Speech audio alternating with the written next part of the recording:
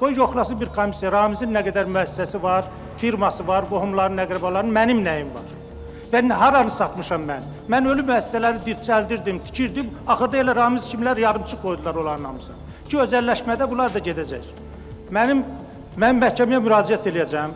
O ki, mənə böhtan atır, müəssisələr o satılıb, nə bilim, deyir ki, 16 milyard, nə bilim, milyardlarla pul ambarlarda dondurulub, saxlanılıb. Bəli, dondurub saxlamışam mən.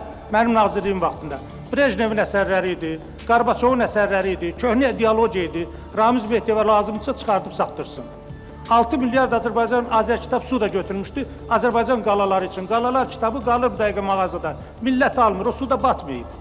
Belə yalanla millət vəkillərinin gözünə kül fürməklə müəssisələr satılıb, bitirib gedib. Respublikada hər şeyi hərraca qoyublar, az çox, bütöv qalan nazirlik.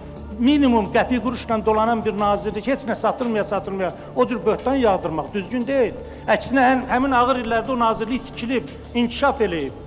Ona görə də bu cür rəqəmlər götürüb, mərzu hazırlayıb, gəlib yalan məlumat vermək lazım deyil. Mən bütün elədiyim işlərin hamısına cavabdehəm, bütün dediyim sözlərin hamısına cavabdehəm. Burada çox yaraşmayan millət vəkilinə sözlər deyir. Mən 88-ci ildən bəri, 88-ci ildə mən vicdanımla 88-ci ildən bəri cavabdehəm elədiyim bütün işlərə görə.